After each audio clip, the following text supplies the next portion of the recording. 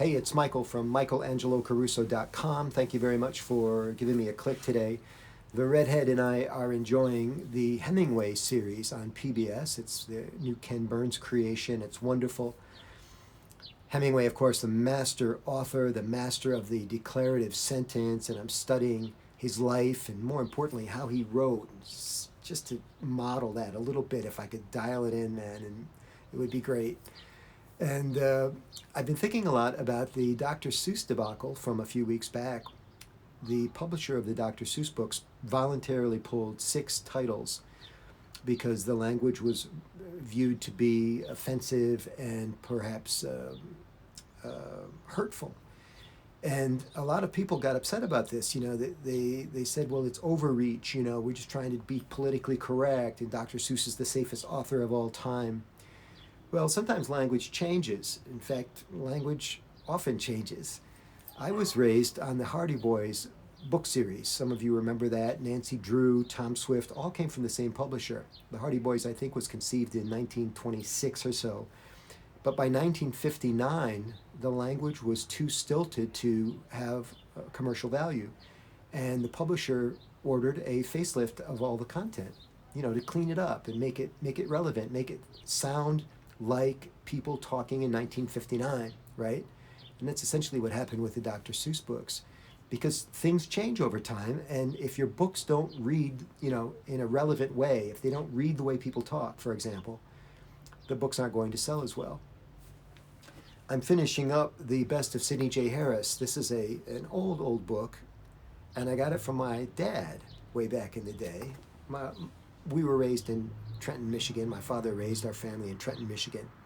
And I graduated from high school in 1976. And in 1977, according to this book, to Mike from Dad, 1977, wow. So a year after I graduated high school, my father, who is long passed, gave me this as a gift. And it was a very thoughtful gift. You know, if you have kids, you understand that kids are in the pet stage for so long. You know, they just need to be fed and watered and cleaned.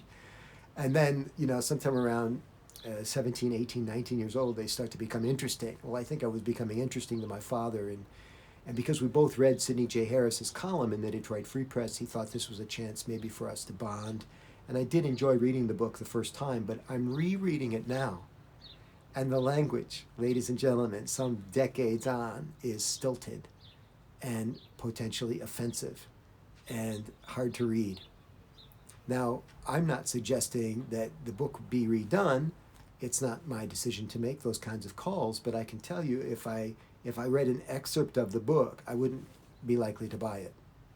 A lot of the ideas hold up. A lot of the content is still good, but the way that Mr. Harris expresses himself is not the way I think today. It's not the way I talk today, and therefore not as relevant to me and probably millions of other people. So what I'm trying to say in my own long-winded way is that language changes and words matter, and that particularly if you do a lot of speaking like I do, you should be paying attention to the words people use and the words people don't use. And you should understand why they don't use them and perhaps why you should leave them out of your presentations. More speaking tips in the Present Like a Pro Facebook group.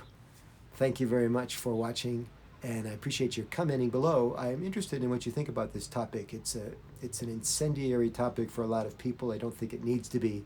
Language changes, and we need to recognize that as times move ahead.